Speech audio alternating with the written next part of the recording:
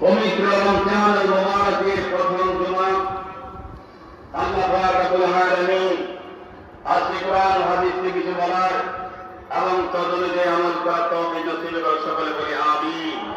আওয়াজ করে বলি আমিন। আমাদের আজকের এই রমজানটা, এই জুমাটা হচ্ছে রমজানের প্রথম জুমা।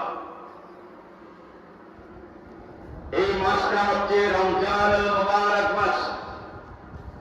রমজান শব্দের অর্থ হচ্ছে জ্বালিয়ে দেওয়া, পুড়িয়ে দেওয়া, ছাই ছাই করে দেওয়া।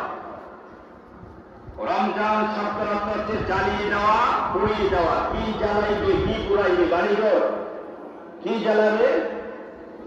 বান্দার সমস্ত গুণাগুলো জ্বালাইয়া পুড়াইয়া ছাই ছাই করে দিবে। চলে বলুন সুবহানাল্লাহ। এই রমজানুল মুবারকে আল্লাহ পাক রব্বুল আলামিন বান্দার সমস্ত অপরাধ অন্যায়গুলো মাফ করে দিয়ে বান্দাকে আল্লাহর প্রিয় বান্দা হিসাবে কবুল করে নিতে পারেন কি পারেন না? আল্লাহ পারেন কি পারেন না? তাই রমজান শব্দের অর্থ হচ্ছে চালিয়ে দেওয়া। গুনাহ, আমাদের গুনাহ আছে কি নাই? আমাদের গুনাহ আছে। এই রমজানুল মুবারকে ইবাদত করলে, বন্দি করলে, নামাজ পড়লে, রোজা রাখলে, আল্লাহর সন্তুষ্টি অর্জন করলে আল্লাহ পাক রব্বুল আলামিন আমার আপনার আমলনামা থেকে গুনাহগুলোকে জ্বালিয়ে পুড়িয়ে ছাই ছাই করে দিবেন। চলে বলেন আল্লাহু আকবার।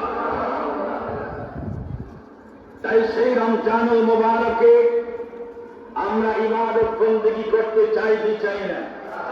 এই রমজানুল মুবারকে ইবাদত করলে সওয়াব অনেক অনেক অনেক বৃদ্ধি করে দেওয়া হয়। বলে বলেন সুবহানাল্লাহ। তাই রমজানুল মুবারক আমাদের মাঝে আসছেন। গত রমজানুল মুবারকে অনেকে আমাদের মাঝে ছিল, আজকে আমাদের মাঝে অনেকে নাই। ঠিকই না? আওয়াজ করে বলুন ঠিকই না? এই রমজানে আমরা যারা এখানে বসে আছি, আগামী রমজান আসতে আসতে হয়তো আমাদের মাঝ থেকে অনেকে হারিয়ে যাবেন।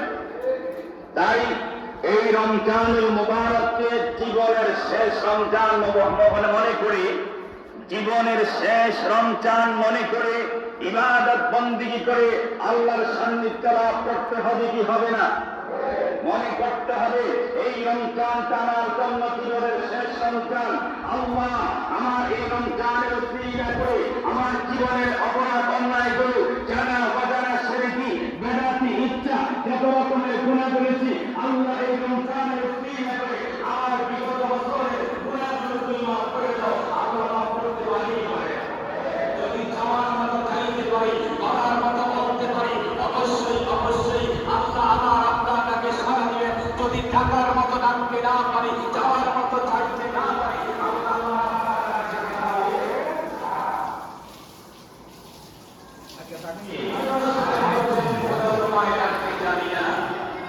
টাকার মতো ডাকতে আমরা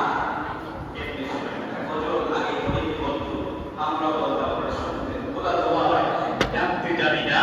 টাকার মতো রাখলে খোদা কেমনে? আল্লাহ আমার আপনার ডাকে শুনে, কিন্তু আমরা ডাকি, আমরা সেইভাবে আল্লাহকে ডাকতে পারি না। আমরা আল্লাহকে সেইভাবে ডাকতে পারি না।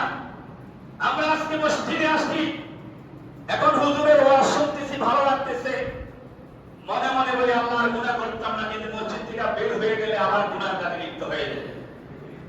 ঠিক না? আমাদের মনে মনে এমন চিন্তা করে আসছে,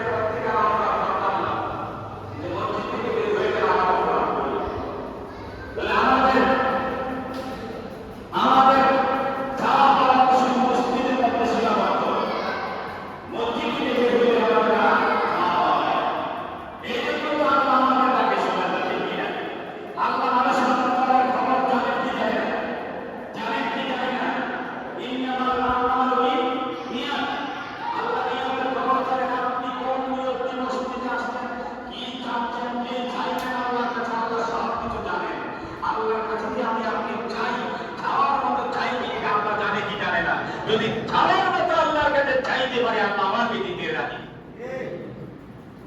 এই জন্য আমরা চাওয়ার মতো চাই। আমরা এই রমজান মুবারকে আল্লাহর কাছে চাওয়ার মতো চাই।